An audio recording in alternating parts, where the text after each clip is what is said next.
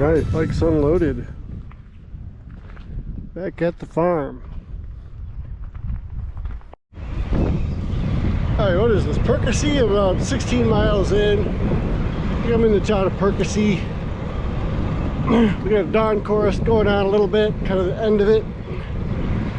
I didn't film the parade of taillights this morning, but about 16 or so of us, something like that. Usual cast of characters a little bit.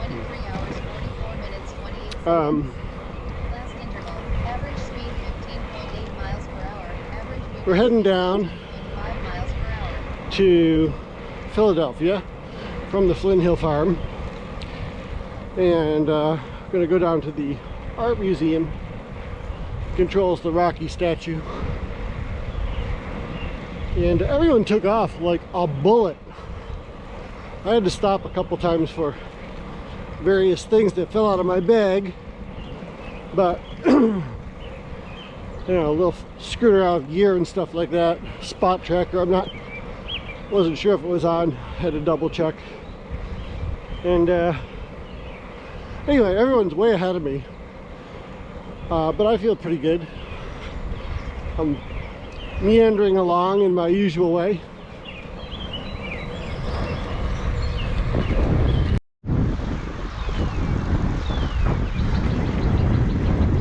We're getting some dawn happening here.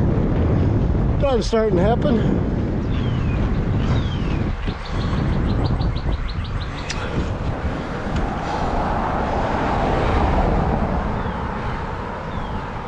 So everyone took off pretty quick, I think. And the advice from the RBA was to try to bank some time.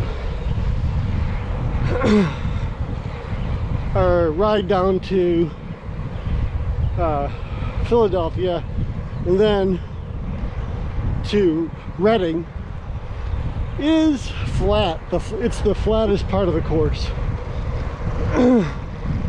So the idea is bank your time there. When we climb up into the Poconos, you'll need it. But I think there's a limit to that. For me, taking off like a rocket ship isn't going to work. So I'm moving along okay. but I'm not going to blow up. House Road. Got soccer field over here, all misty looking.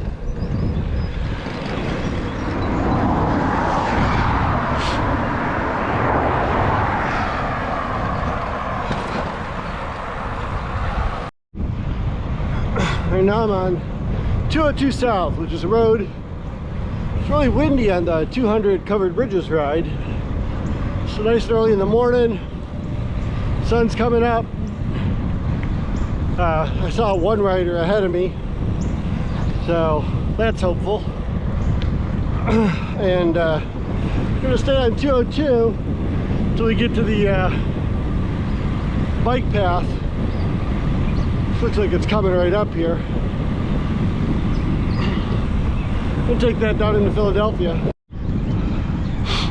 Listen to this.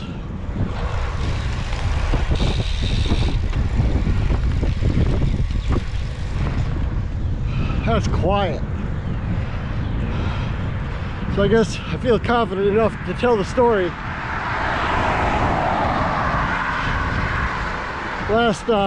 Last ride, my rear wheel was making all sorts of racket.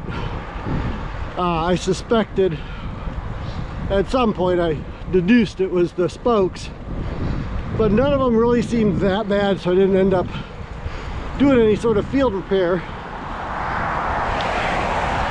Then I brought it to my mechanic.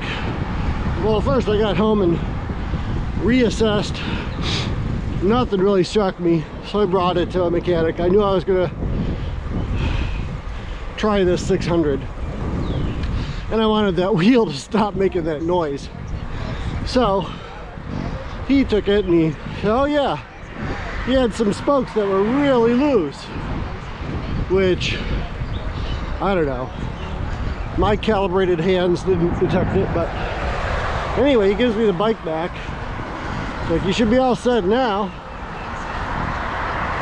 So I took the bike and I rode it on a hilly ride, tested out.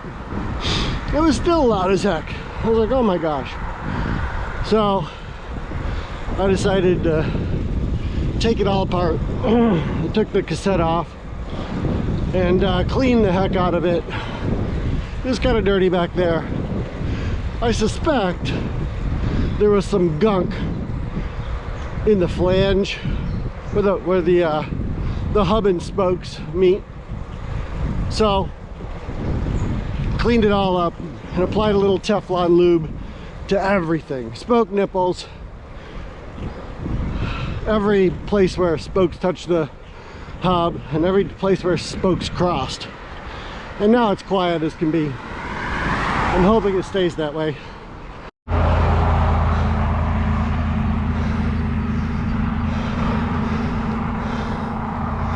All right, little loop here. Look at that. Look at Andreas back there. See if I can catch up.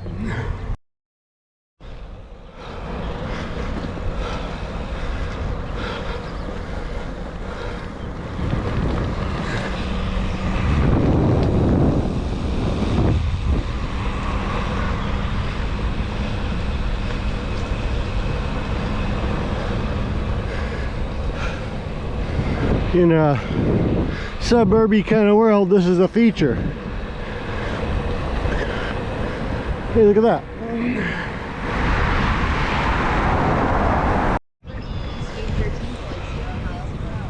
Ride with GPS is funny. I use it to like tell me when to turn and things.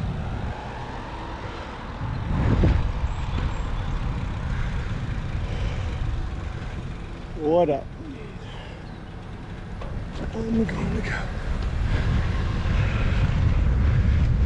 I use it to tell me when to turn, as a backup to cue sheets, of course, and the GPS. But it also somehow estimates the time left on the route that you're navigating. And it seems to think I'm going to be done with this 380-mile ride in about 24 hours. Which I have to constantly ignore because it's bonkers. I don't know why it comes up with that number.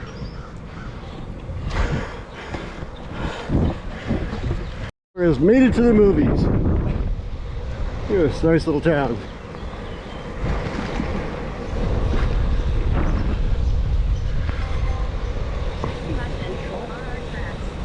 Railroad tracks.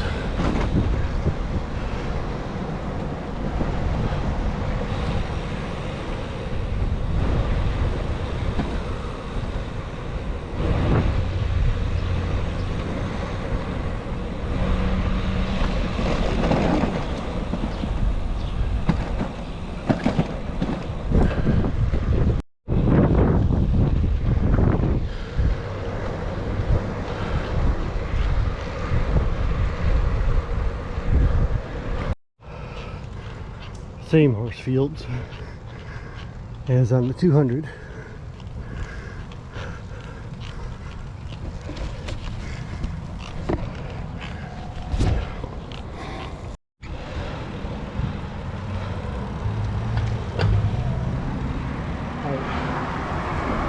We're coming up on what I'm going to call the first control.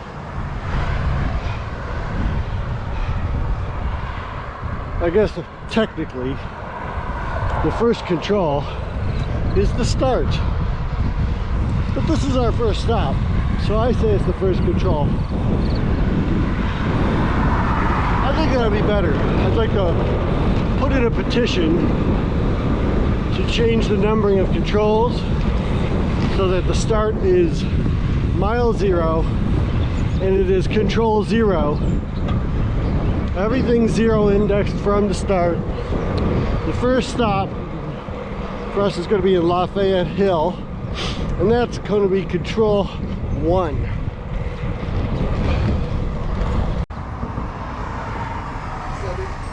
guys ride past an ambulance with a guy on a bike? Yeah, we did. Yeah, we were just What happened? a couple cars down. He caught up with me like a 75-year-old guy on an e-bike. Oh. Yeah, the guy's hip was, he was very worried about his hip. His jacket. Never hit his head, he got right up. There's the Lafayette control. Well, there's an unusual Wawa. How you doing? What's everyone doing?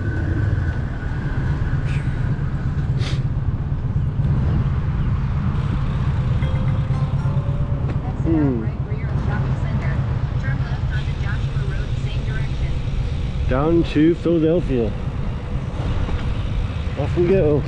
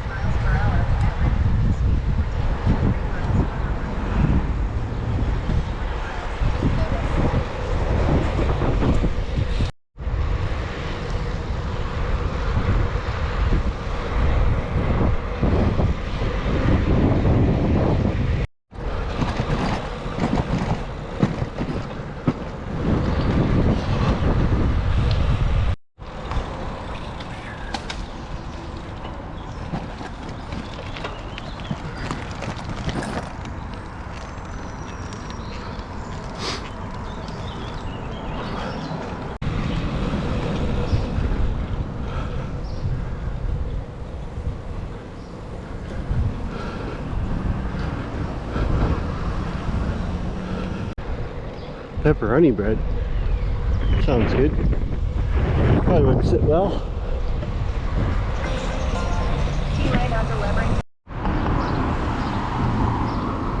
Many yunk.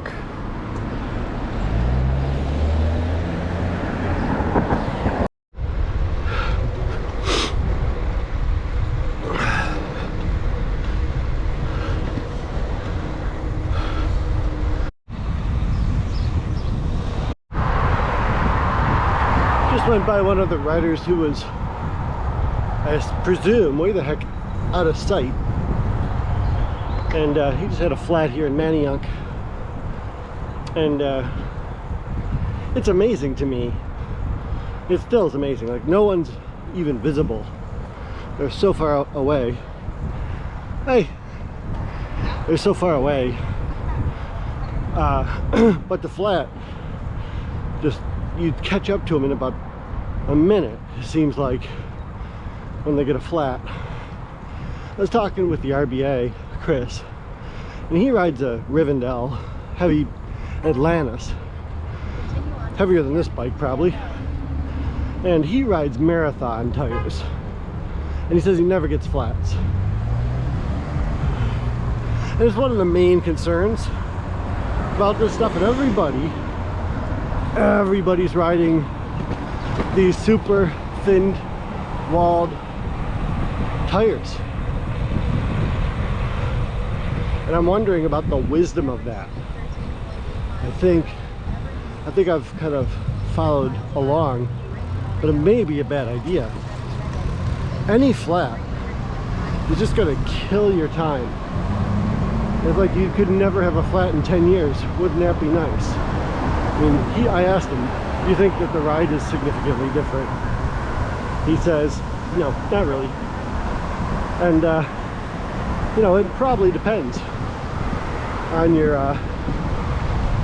you know, do you have a calibrated seat or rump that could feel that? Maybe. But think of that time loss. I'm thinking about it. They do make faster marathon tires now that supposedly rate well, rolling resistance wise, and still have a lot of puncture protection. There's probably a lot of other tires you could think of too, but it's just interesting to me. Everybody goes for the brand, insert brand here. You know what I'm saying.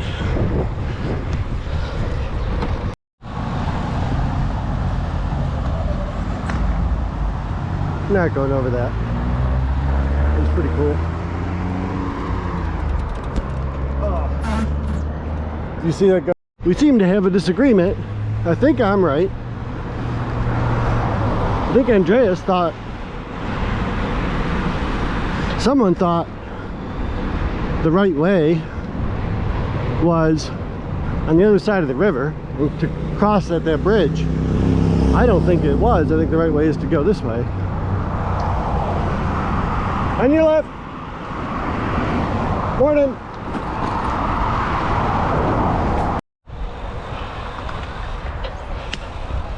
It's dragon boat day. Taking that trail is a mess. It's wall-to-wall people.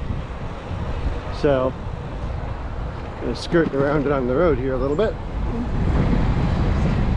You just can't make any progress. Excuse me, excuse me, excuse me.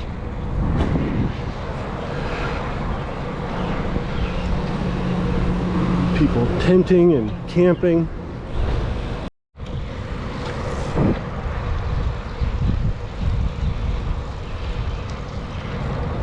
Busy trail.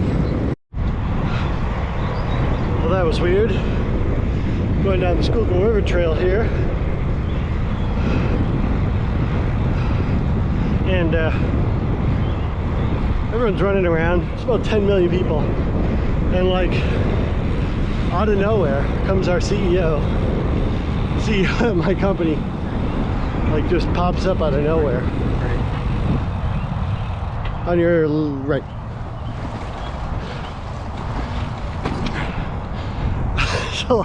So I said, hey!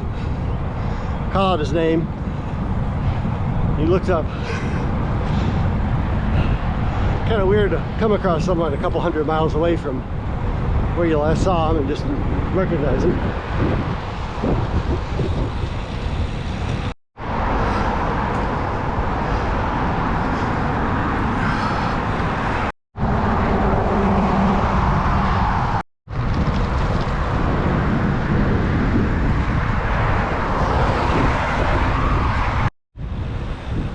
Alright, go ahead. If not now, then when?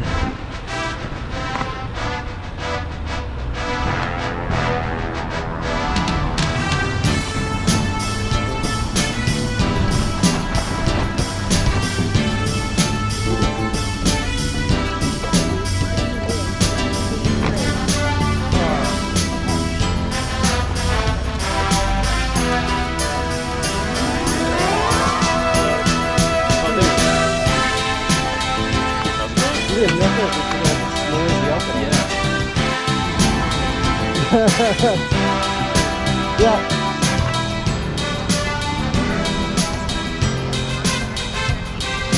Alright. No time to run up this step. Andreas is taking off without me. There we go.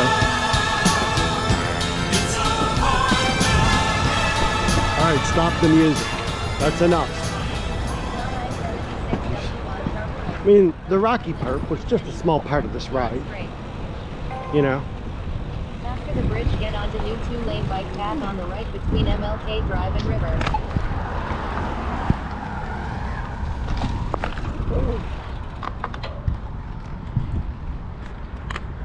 Cluster as I try to get around here. Yeah, so the rocky part was the easy part of this ride. So it's also supposedly easy. Also supposedly easy going to Reading. We'll see.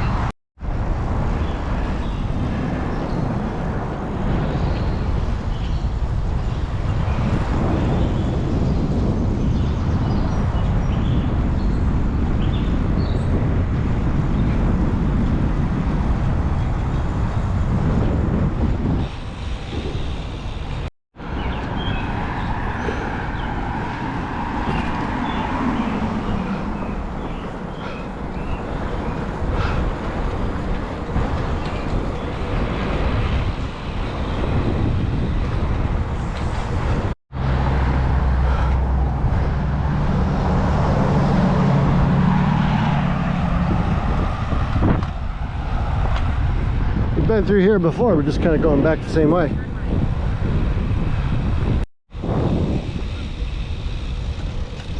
Right here, right?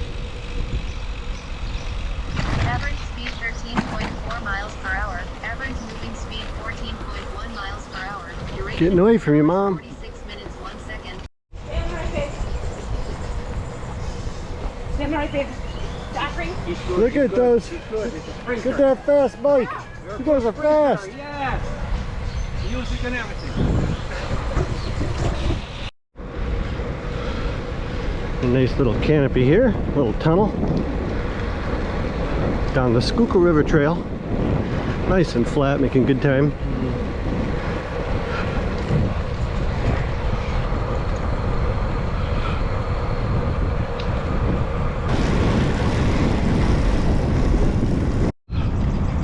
Alright, this is the second weird thing. We're on the Schuylkill River Trail, and the GPS route clearly has us going in an area where there's apartment buildings going on. So a couple of people got turned around. I got turned around. We're doing something parallel to it, I guess. It's labeled the Schuylkill River Trail, but it doesn't match the GPS route.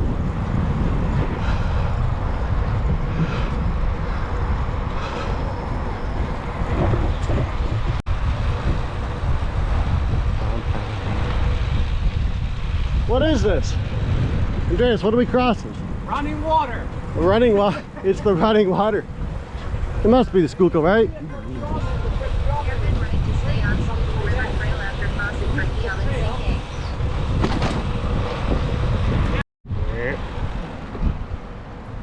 Just by the shape of the line, it looks like they turned around. Yeah.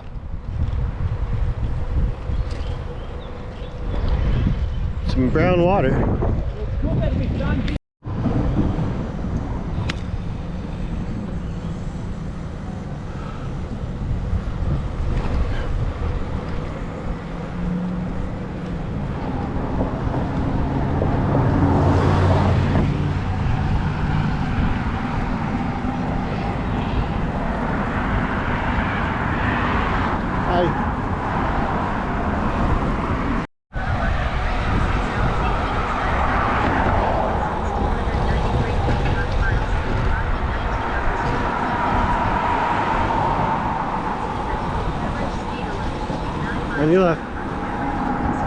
thanks.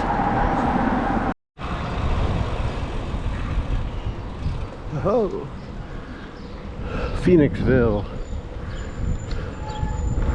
Cool town.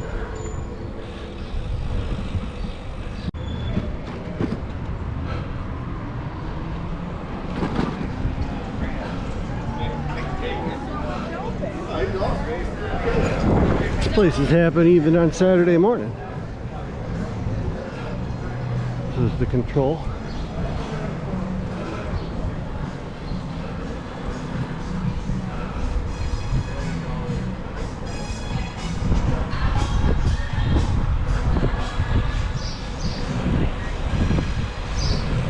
Turn left. There you go, there's something to see. Some cooling towers. Isn't that pretty?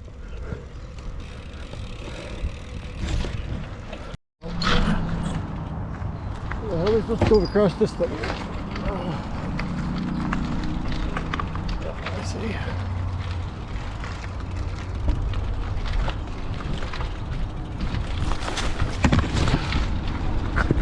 Holy moly. This over here.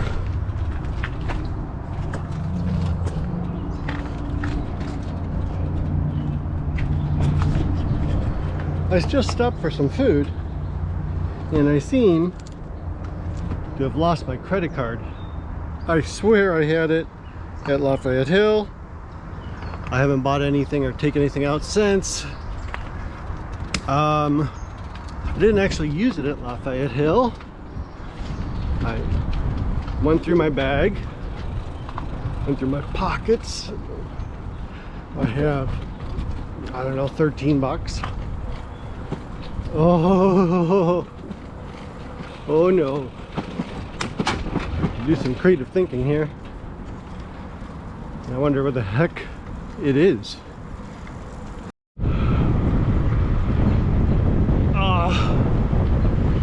They don't have it. We call it the Wawa, and they don't have it.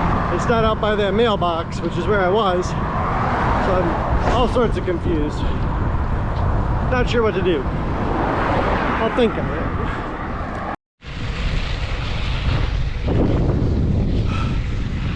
The trick now is not to lose sight of having a good time outside while sweating this credit card deal.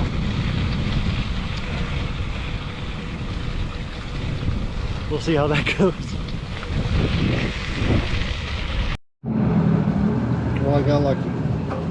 A couple of the guys lent me some money so I can PayPal them back. Otherwise I would have had to, I don't know what I would have done. Would have been quite a show.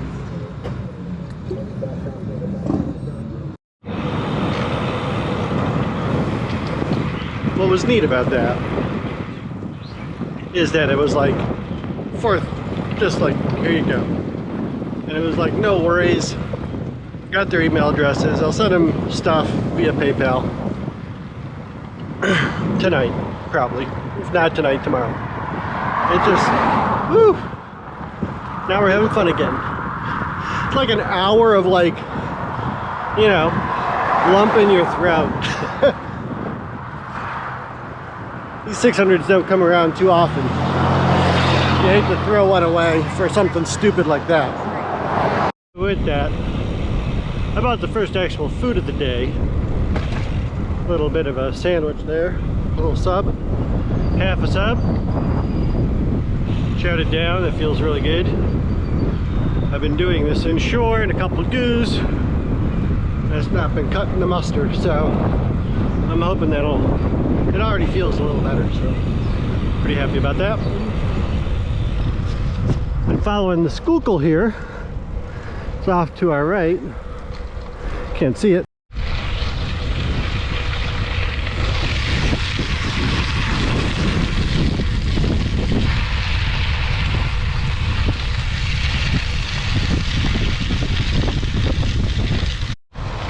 It's a scenic view of the Schuylkill River and a highway. Yep.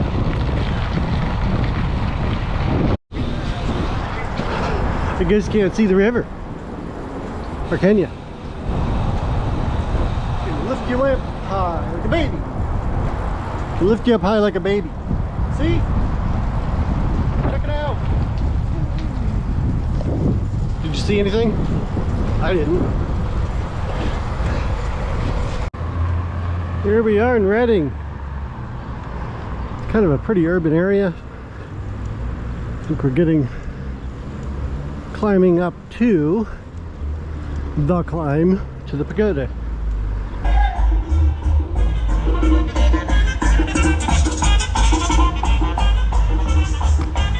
Deviations Drive, climbing to the pagoda. It was really steep to get to the start of the climb. This is manageable if you take it easy, which I am, and they are not.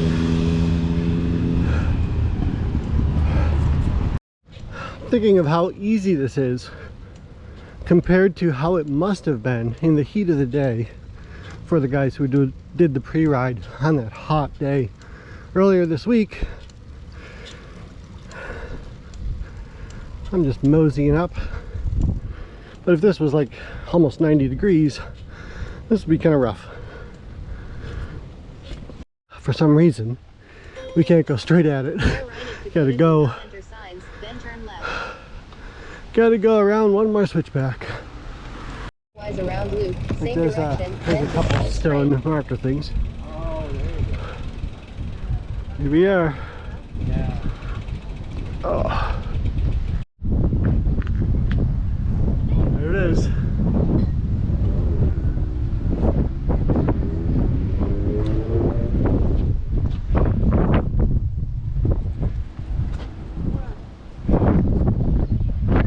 We're up there over Redding.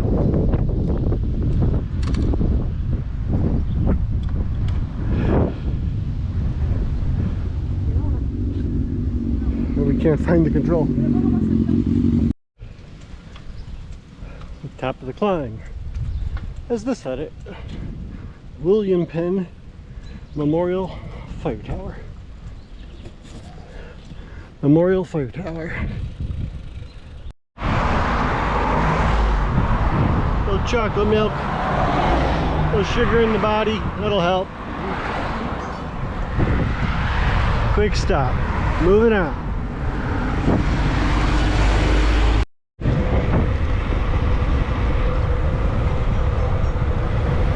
Kind of hard to film this with one hand. Yikes. Yoo-hoo. Well, that was the descent into Fleetwood, and that was fun. Although you couldn't film it safely. It's pretty nuts.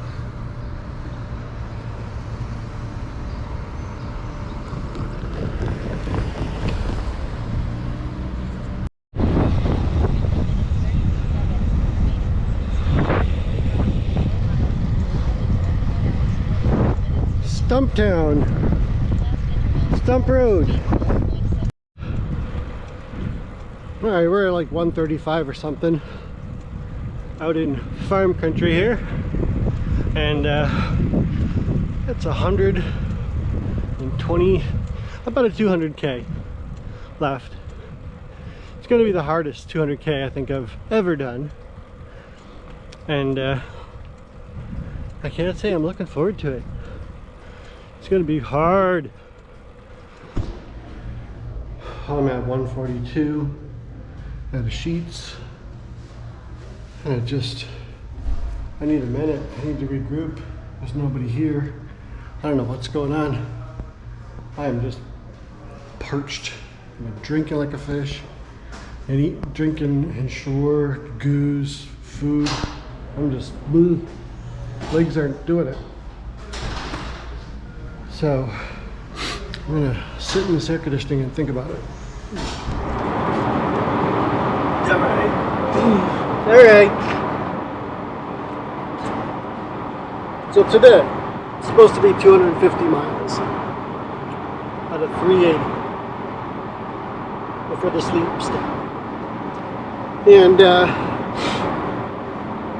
I'm about 140 in, and there's a game you play. It's a game you play about, you know, especially with a course that's shaped this way. I'm kind of at a spot where I can stop and get back to the beginning without too much hassle. And here's what's been going on. So, it's hilly. It's hilly. They say this is the not too hilly part, but these rolling hills are really affecting me. It's kicking my butt. Usually I can climb slowly but steadily, and that's not happening today. Despite my best efforts, I'm cramping up. My stomach is not working right. It's again or not, I've been drinking a lot. I've got these big liter bottles. I've been putting it down, but I'm dehydrated and I can't eat. I'm having a hard time eating. And I stopped here at this Sheetz. It's a convenience store in Pennsylvania. And I had some food in my bag that I tried to eat on the bike. Could not eat it. I sat down for about 45 minutes. It took me about 45 minutes to eat that bagel sandwich with a liter of water to try to get it down. And I've wasted it 45 minutes. I'm not planning, I wasn't thinking I had a lot of wiggle room in my time anyway.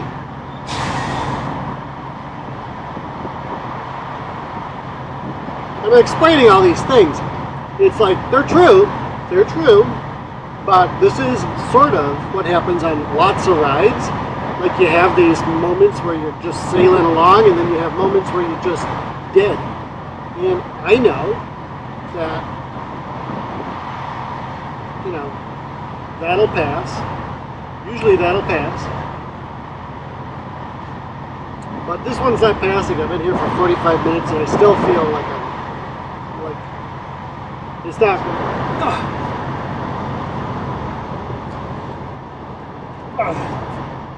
Yeah, so there's lots of ways to kind of explain this. And it's a game in your head a little bit.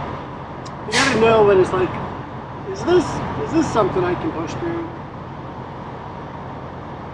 And I've had a couple seasons of doing rando stuff. I'm not an experienced, I wouldn't say, person, but I've got a little bit under my belt. And this feels different than any of those other times. And I've never done a DNF for one of these rides. And, you know, first time for everything, I suppose. But there's part of me is like, well, maybe you should not DNF, call it in, and maybe you should just ride the ride. Whether or not you finish in time, whatever. And, I don't know, for some reason my will to do that is dissipating rapidly the more I think about it.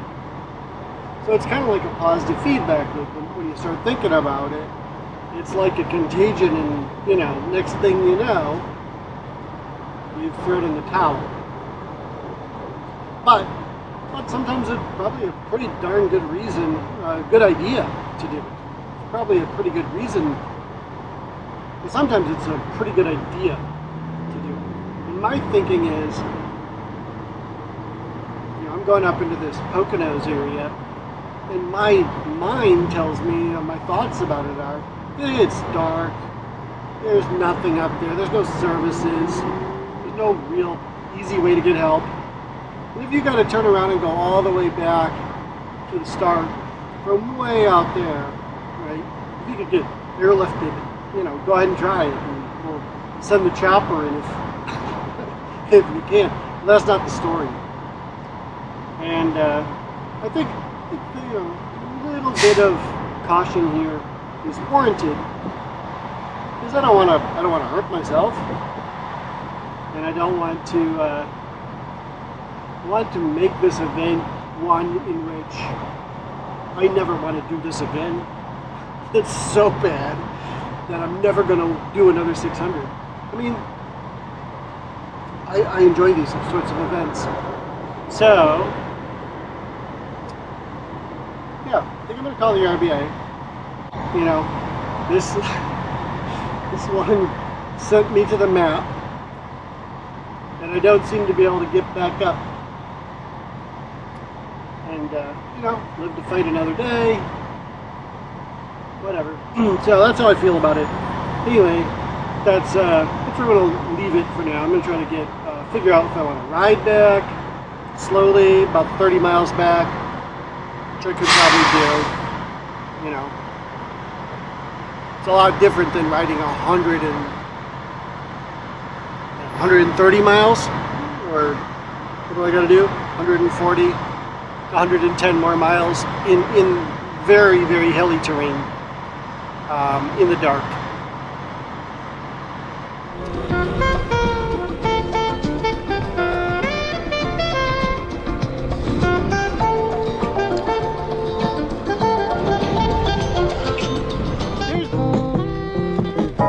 In 3¼ miles, turn left.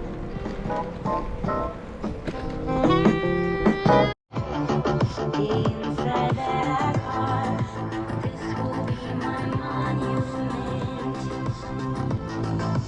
This will be